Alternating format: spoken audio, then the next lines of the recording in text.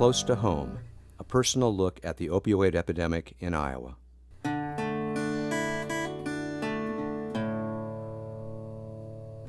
In 2005, we had roughly 650 admissions for treatment for individuals with the primary SUD of opioid use disorder. That number's increased to about 2,200 in 2017. So over the last decade, again, going back to about 2005, we had 59 opioid-involved deaths in the state of Iowa. In 2017, that number had increased to the all-time high so far that we know of 206 opioid-involved deaths. If we don't have opportunities for those individuals that experience a non-fatal overdose to change some of those behaviors or make some healthy choices, then the likelihood of them experiencing a fatal overdose in the next 12 months is significantly higher. And so that's where medication-assisted treatments, OTP programs, buprenorphine waiver prescribers really come into play. If we don't have opportunities for those individuals, then we're not really doing much of a service other than keeping those individuals alive to experience possibly another overdose later. In 2015, we received a grant called Medication-Assisted Treatment, Prescription Drug and Opioid Addiction, or MAP-PDOA, and we received that from SAMHSA. A couple of things that we were asked to do as a result, or as part of that. One was expand medication-assisted treatment, and two was look at recruitment of additional buprenorphine waiver prescribers. And so at that time, we had 31 buprenorphine waiver prescribers in the state. And when you think about a population of roughly 3.1 million, that's one prescriber per 100,000 Iowans. We were the lowest per capita in the country. Last week, we ran numbers again because SAMHSA has a website called the Buprenorphine Physician Locator. And as part of our efforts, as part of the Medical Society's efforts, as part of other state entities, we're now up to 129 buprenorphine waiver prescribers in the state. Just generally, with a substance use disorder, addiction, dependency, there's stigma. Then when you look at the issue of an opioid use disorder, I think some people tend to think about opioids and they think about heroin, and they think that that could never be me, that could never be my family. The problem is 80% of the individuals that we have come into treatment with heroin as their primary drug of choice started off with a prescription opioid. People don't see that transition. Now, a clarification, when we talk about 80% of those individuals that started with a prescription opioid, they started with a prescription opioid, but in most cases, it wasn't something that was prescribed to them. It was something that was left over from somebody else's supply. And so that is the relationship to the overprescribing concern. People think, my doctor prescribed it, it must be safe, it must be okay. Or some people get a prescription, they only take a few, but then they keep them in a medicine cabinet or in a drawer. And that really, creates an opportunity for more problems to occur. But when we start thinking about the general public and their views on stigma or their views on opioid use disorder, I think we're seeing an increased understanding. There's still a ways to go. But I think we're seeing more people that have been affected by opioids. They know somebody whose child, had an issue with opioids. They know somebody that may have experienced an overdose. I think it's getting better, but I think we all have a role to play. And one of the things that we're doing at Public Health is trying to help address that stigma.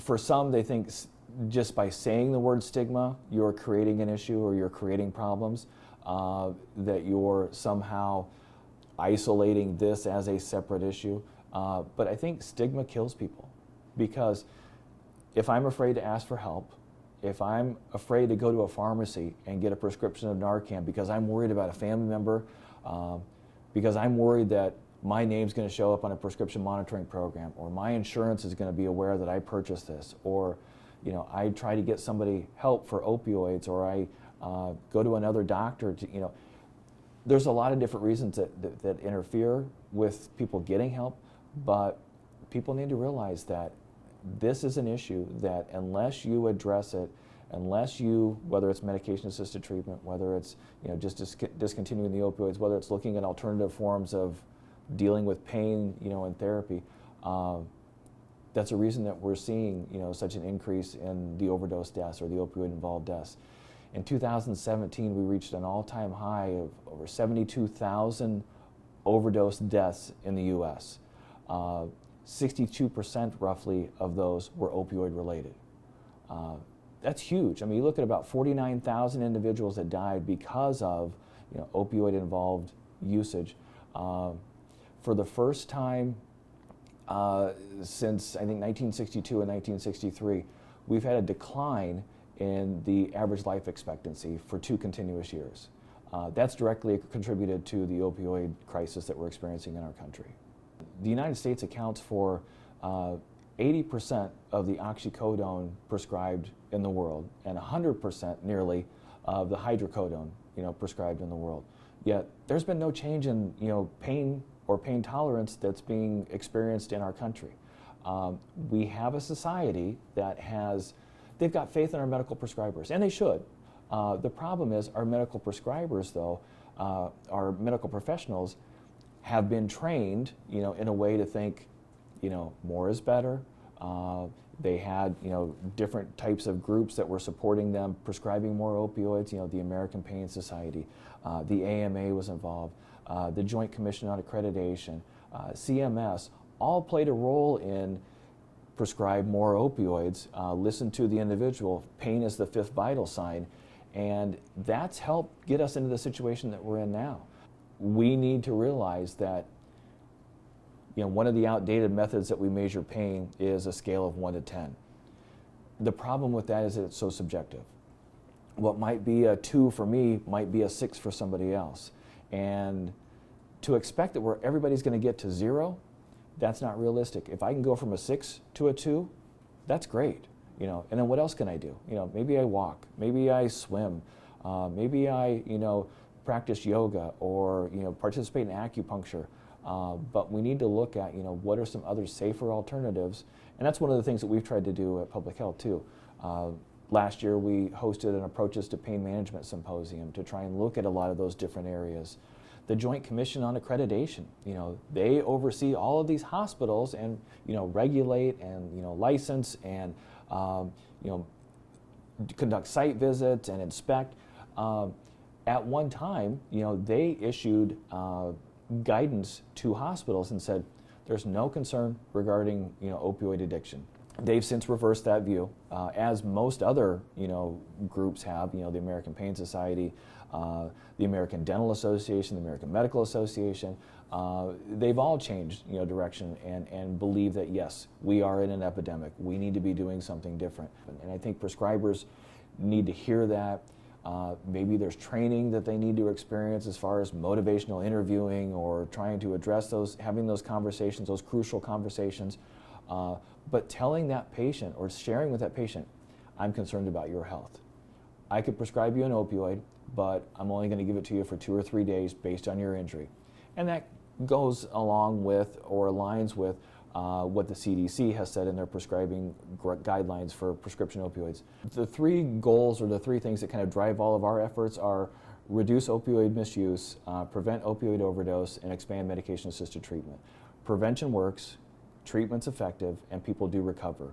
When we look back to 2015, just not that long ago, when we had received our MAP PADOA grant, we had roughly 8 opioid treatment program locations in the state, and they tended to kind of just fall right along the I-80 corridor. So any individual that lived in Ringgold County or lived in Cerro Gordo County or were anywhere off of kind of the main path had to travel 2 to 3 hours to receive medication-assisted treatment. We now have, because of medication units, or will have by the end of the spring, approximately 20 different locations where an individual can receive medication-assisted treatment, methadone, to address an opioid use disorder.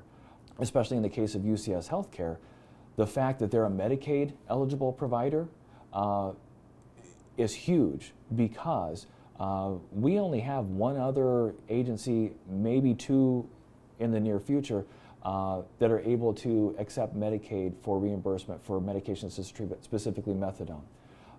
So the fact that UCS is expanding, offering these medication units in other underserved areas of the state is very significant, because otherwise these individuals, because of transportation, because of distance, and because of cost, wouldn't have received services. So that's why I think medication units save lives.